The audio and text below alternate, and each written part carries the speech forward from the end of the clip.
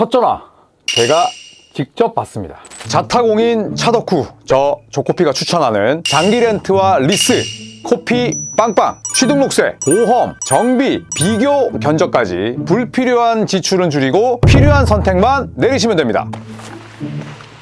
차량을 출고하는 순간까지 제가 함께합니다. 지금 바로 코피 빵빵으로 연락주세요. 네, 반갑습니다 여러분. 조코피TV의 조현일입니다. 자, 오늘 아침에 정말 많은 트레이드가 일어났습니다. 저도 아침 6시 40분에 일어나서 이것저것 정리하고 있는데 자렌 잭슨 주니어가 트레이드 됐습니다.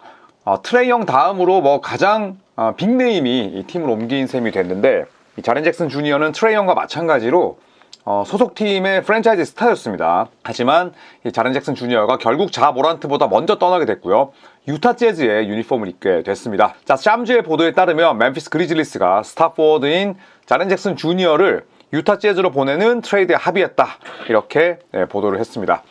자, 유타는 자렌 잭슨 주니어와 더불어서 멤피스에서 함께 뛰었던 존 콘차, 조크 랜데일, 빈스 윌리엄스 주니어를 받아왔어요. 드래프트 픽은 없고요. 그리고 멤피스는 자렌 잭슨 주니어 등등을 내보내는 대가로 유타로부터 1라운드 픽 3장, 그리고 월터 클레이튼 주니어, 이번 2025년 드래프트에서 뽑은 선수죠. 그리고 카일 앤더슨, 타일러 핸드릭스, 조지 니앙을 영입했습니다. 카일 앤더슨은 멤피스 소속이었고, 그리고 조지 니앙은 올 시즌에 부상 때문에 한 경기도 뛰지 못했었는데, 어쨌든 가장 중요한 건 유타가 잭슨 주니어를 받아오면서 멤피스에 건넨 1라운드 지명권 3장이죠. 이 1라운드 지명권 3장의 디테일을 한번 살펴보도록 하겠습니다. 2027년 1라운드 픽은 클리블랜드, 미네소타, 유타 가운데 가장 높은 픽이고요. 그렇기 때문에 유타의 픽이 될 가능성이 높죠. 그리고 또 2027년 1라운드 픽이 있습니다. 이거는 레이커스 탑 4 보호 픽인데, 이것도 사실 그렇게 영향가가 높지는 않죠. 왜냐하면 르브론 제임스가 떠나더라도 루카 돈치치가 있을 거고 오스틴 리브스도 건재하기 때문에 레이커스의 2627 시즌 성적이 나쁠 수는 없습니다. 그리고 위에 설명했던 클리블랜드, 미네소타, 유타가 역시도 이번 시즌이면 몰라도 2627 시즌의 유타 재즈는 이 트레이드를 통해서 달린단 말이에요. 그러니까 리빌딩이 아닙니다. 그렇기 때문에 저 드래프트 픽도 영향소는 싹 빠져 있어요. 결국에는 2031년 1라운드 픽, 이 피닉스의 비보호 픽인데, 요 1라운드 픽 한 장을 제외하면 사실 멤피스가 받아온 픽은 그렇게 매력적이진 않습니다. 자, 그리고 유타와 멤피스의 이 선수 간 셀러리 매칭을 보면 셀러리가 맞지 않아요. 근데 NBA는 셀러리 매칭이 돼야 트레이드를 할 수 있습니다. 그런데 왜 셀러리가 맞지 않는데 이 트레이드가 됐냐면, 유타 재즈는 언더캡 팀이에요. 언더캡 팀이기 때문에 잭슨 주니어의 고액 연봉 수용이 가능했습니다. 자, 결국에는 유타 재즈가 잭슨 주니어 받아오고, 멤피스는 1라운드 픽 3장과 그리고 유망주의 월터 클레이튼 주니어를 영입했다, 이 정도로 보시면 될 것 같습니다. 자, 이제 멤피스는 본격적으로 리빌딩에 들어갑니다. 자렌 잭슨 주니어와 오랜 시간 함께 했습니다만, 결국에는 자모란트의 기행, 그 다음에 실력 저하, 또 그 전에 데스먼드 베인과 딜런 브룩스의 트레이드, 사실 리빌딩 버튼을 눌렀어야 되는 상황이에요. 그리고 잭슨 주니어를 먼저 떠나보내면서 이제 멤피스는 팀을 재건해야 되는 상황입니다. 자, 하지만 멤피스가 받아온 1라운드 픽 3장이 그렇게 영향가가 높지 않다고 하더라도, 이번 트레이드를 통해서 멤피스가 향후 7년 동안 보유한 1라운드 픽이 무려 13장으로 늘어났습니다. 그러니까 픽과 픽을 더해서 또 다른 자산을 만들 수 있기 때문에, 일단 1라운드 픽 개수의 절대적인 우위는 무조건 큰 자산이죠. 자, 그리고 이 1라운드 픽 총 3장은 브루클린 네츠 그리고 OKC 썬더와 같은 수치입니다.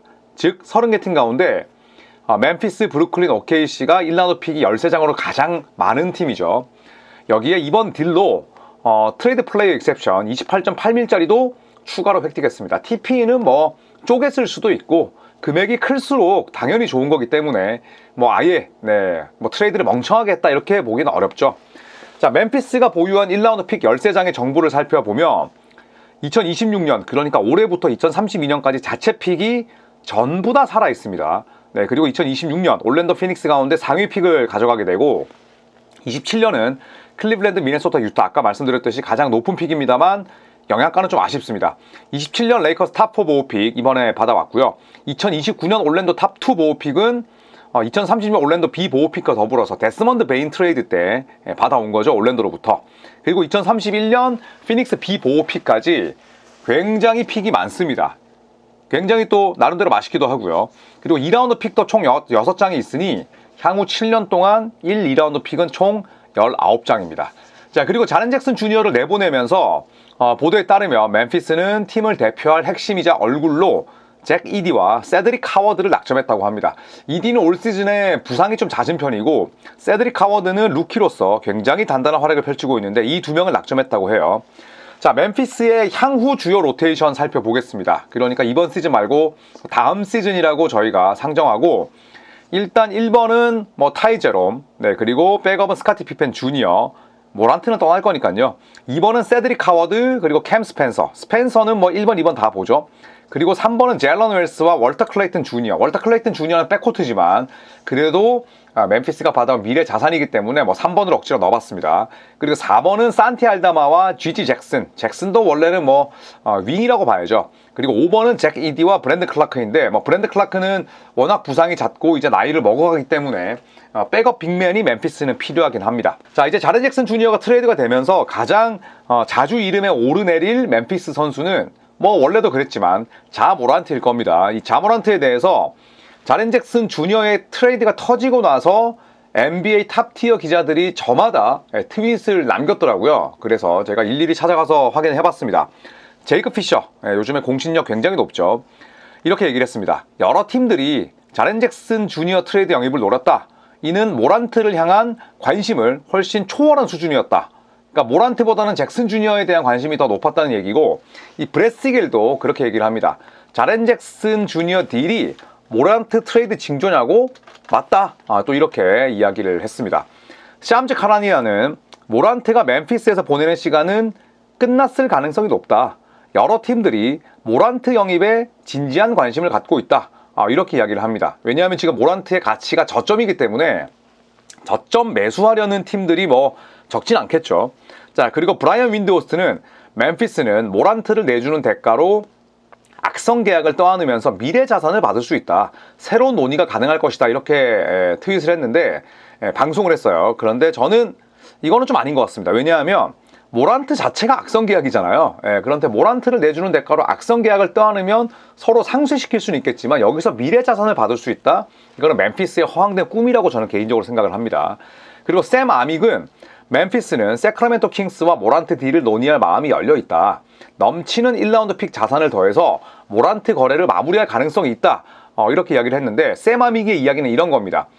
예를 들어서 모란트를 세크라멘토에 내보내고 싶어 하는데 뭐 잭라빈과 트레이드가 된다면 좋겠지만 이거는 멤피스가 받아들일 가능성이 높지 않고, 대신에 모란트 딜을 빨리 처리하고자 1라운드 픽을 도리어 붙인다는 거죠. 왜냐? 지금 1라운드 픽이 13장이 있고 이 가운데 딱히 맛없는 영양소가 쫙 빠져있는 간이 안 돼 있는 지명권을 붙일 수 있다. 이렇게 지금 샘 아믹은 추측하는 셈인데, 모란트 트레이드 저도 시간 문제라고 생각을 합니다. 자, 이제 유타 재즈도 한번 살펴볼까요? 저희가 뭐 유타 재즈 이야기를 할 일은 그렇게 많지 않았었는데, 자, 토니 존스가 보도했습니다. 이 양반은 지난 시즌까지 유타 재즈에서 거의 뭐 공신력 1순위였습니다. 네, 지금은 유타 재즈를 담당하진 않지만 그쪽에 뭐 워낙 많은 소스들이 있겠죠.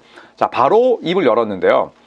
자렌 잭슨 주니어 영입은 유타가 워커 캐슬러, 원래 주전 빅맨인데 어깨 부상 때문에 5게임 뛰고 아웃됐죠.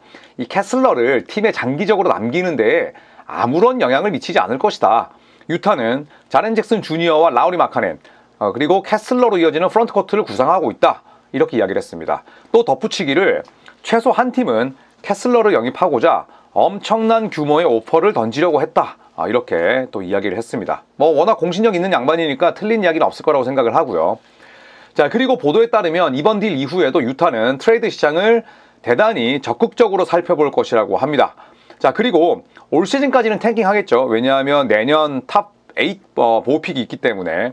그렇게 됐을 때 어느 정도 뭐 5, 6순위에서 좋은 선수, 좋은 신인을 영입한다면 진짜 뭐 리빌딩은 끝이고 다음 시즌부터 당장 달릴 수 있습니다. 즉 잭슨 주니어를 올 시즌에 영입하긴 했지만 내년 드래프트 픽, 그러니까 이번 시즌 끝나고 드래프트 픽을 활용하기 위해서 적당히 휴식 주면서 적당히 DNP 시킬 가능성이 있어요. 네, 그리고 향후 한 2, 3년 정도, 그러니까 다음 시즌부터 2, 3년 정도 달리고 여의치 않으면 또 리셋 버튼 누를 수 있을 만큼의 미래 자산은 있습니다. 그러니까 저희가 뭐 제 라방 때도 말씀을 드렸지만 유타는 도대체 무슨 생각인지 모르겠다. 방향성이 너무 애매하다, 이렇게 말씀을 제가 드렸었는데, 이번 잭슨 주니어 영입 그리고 향후 남아있는 드래프트 자산을 감안할 때 2, 3년 정도 짧게 달릴 수 있습니다. 요즘에는 뭐 NBA 셀러리 캡이 워낙 세분화되어 있고 퍼스트 에이프런, 세컨드 에이프런이 생기다 보니까 장기적으로 달릴 수 있는 팀 없습니다. 2, 3년, 정말 길어봤자 3, 4년이기 때문에 이제 유타 재즈는 방향성을 잡고 다음 시즌부터 달릴 수 있음을 저희가 또 알 수 있죠.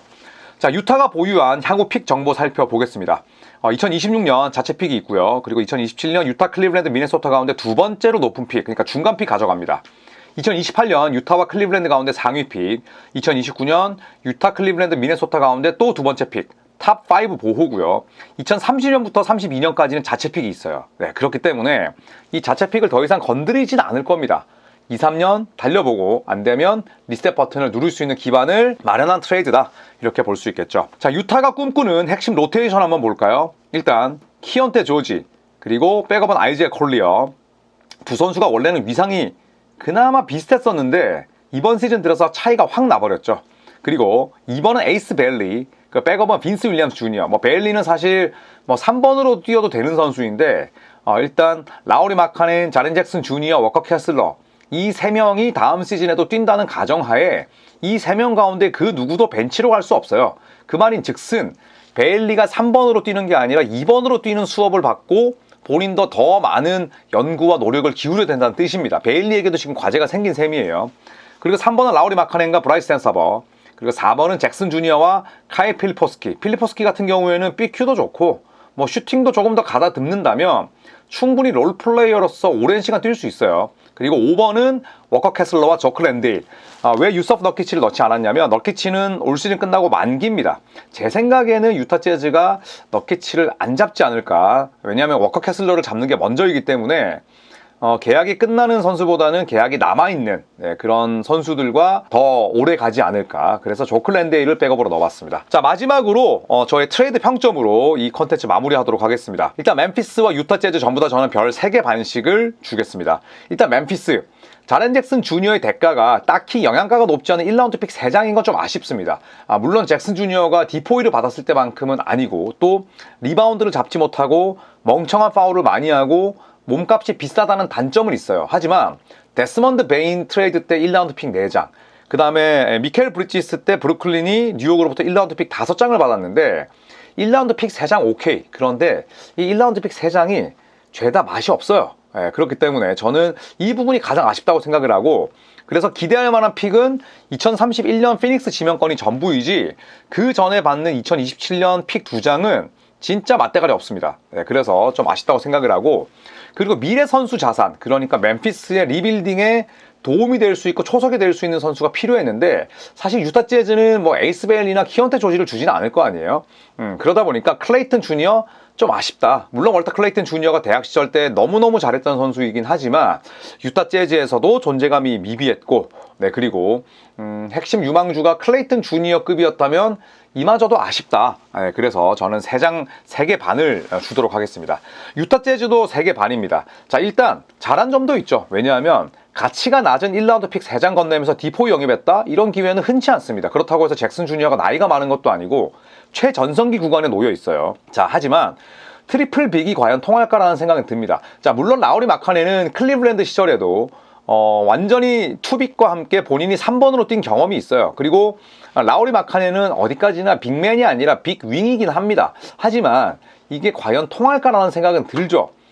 너무너무 사이즈는 좋지만 잭슨 주니어는 살짝 공격에서 좀 까다로운 면이 있는 선수고, 캐슬러도 좋은 기량을 가지고 있지만 또 완전히 플로어 스페이싱이 되지 않고 스피드가 느리다는 단점이 있어요. 여기에 캐슬러 계약도 문제입니다.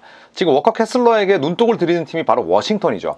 어떻게든 우리가 오퍼시스에 매치하겠다라는 생각인데, 지금 라우리 마카넨과 그리고 이 자렌 잭슨 주니어에게 유타 재즈는 거의 100밀 준단 말이에요.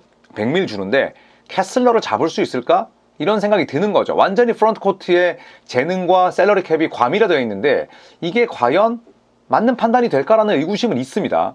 자, 하지만 그래도 유타 재즈는 드디어 방향성을 설정하고 다음 시즌부터 달릴 수 있는 기반 마련했습니다.